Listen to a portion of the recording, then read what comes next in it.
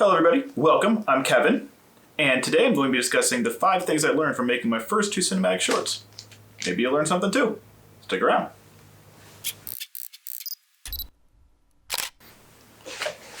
Alright, welcome everybody. Thank you for watching. I'm Kevin from Kevin Armentrout Photography, and today I took some notes for the 5 things that I have learned making my first 2 cinematic shorts. So maybe you can get a little bit of information off of this and to help you out with your video making process. I'm not claiming to be an expert, videographer, or anything of that manner. What I'm doing is learning videography, and I'm sharing that knowledge with you as I learn it. So maybe you get some information that's good off of this. If it's your first time watching video, thank you for watching. And I hope to bring some more value to your guys' YouTube experience.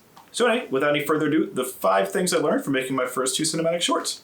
So the first thing I learned from shooting my first 2 cinematic shorts are the order that you take the shots in do not have to be the order that you edit them in the video. The meowing shots I took here were taken over 3 separate days, and in between those 3 days I took the videos of the auto feeder opening, I took the videos of my wife getting out of bed, putting on her shoes, and all of those scenes happened in between that time frame. So it's important that even though you're trying to tell a story that's sequential, the order that you shoot the shots in don't have to be sequential at all. It may sound like common sense, but there's something I learned. That you, as long as you color correct and color compensate, I should say a lot of color words, not really color compensate. As long as you color correct the scene to make it so that they all look to be on the same exposure, then that's good. Also, the time of day, if you're using natural light, is also very important. So each one of these scenes were shot at around 8 a.m.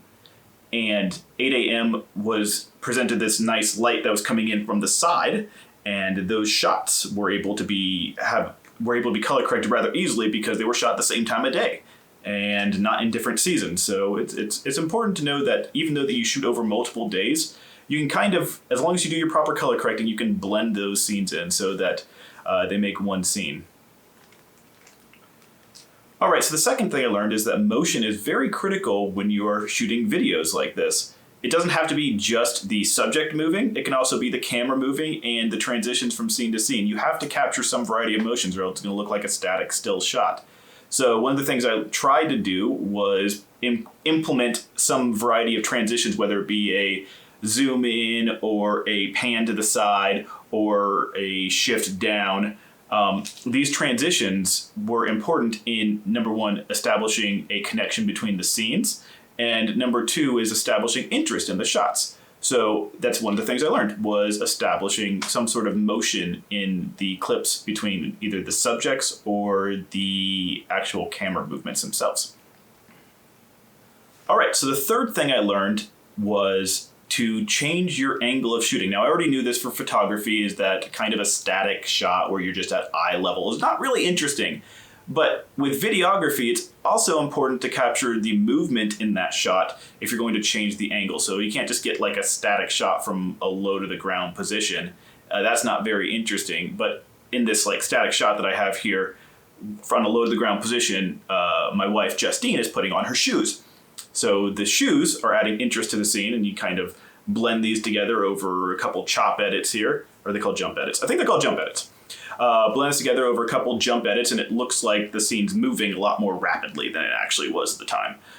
Along the same lines of adding different varieties of shots is to make sure you change from a wide angle to a tight angle to a kind of mid-range angle, and then shooting down, shooting up. Just have a variety of shots inside your repertoire so that you can have not the same static eye-level shot for every single scene that you have. Now, the next thing I have on the list is something that I actually really need to work on, and that's editing to the music.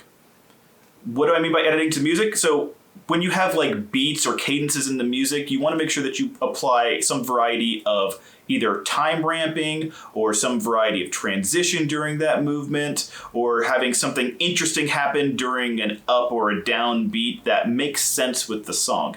So even though you can just put a bunch of clips together and then slap a song on the back of it, and it might look interesting and occasionally might actually work from a cinematography standpoint, it's a lot more interesting if you apply motion and you apply some sort of time remapping to that clip to make it so that it fits with the music. And even better, plus one if you decide to, instead of editing to the music, is pick a track that is appropriate for it, and then you pick the clips and put the clips in there that fit the track, and that would kind of make it even better and kind of add even more interest to your shots. All right, so my last tip that I'm going to pass on to you that I learned that I also need to work on in my future videos is to present a better picture. And I mean both in composition and also in exposure. So one of the things I was guilty of in the morning routine short that I did here was I failed to bring up the low end black level. You can see a lot of times that Saric's fur is really, really dark and it kind of clips off the blacks. I should have adjusted for that when I applied the LUT, the lookup table. It basically remaps all the colors in there to some other color. It's a creative way or a technical way of changing the way the image looks. And all videographers apply some variety of a lookup table to their clips to add some dynamic range to it. Anyway, what I'm trying to say here is that it was a little bit overboard and I crushed the blacks in a lot of cases, and that by crushing the blacks, it means that you bring the blacks below the lowest point of exposure so that they all kind of just make this one black mesh. And you can do the same thing for the whites. They're called clipping the whites, where you just basically have a totally white scene.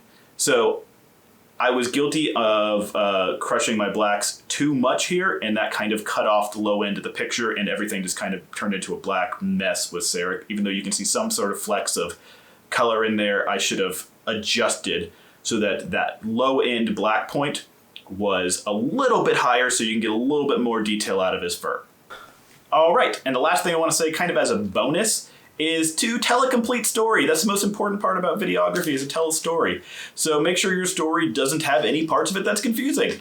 So the story that I was originally going to tell included a scene where Saric was going to jump off the counter and walk into the bedroom, but then I immediately would have him cut to the countertop where he was just sitting there meowing a second ago. So that wouldn't include where he was walking back from the bedroom over to the counter.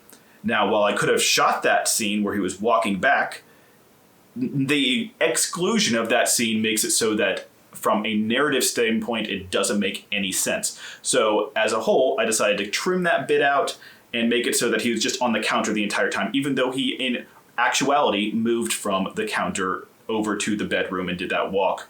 I wanted to kind of establish his permanence as being on top of that countertop, screaming at us from the other room.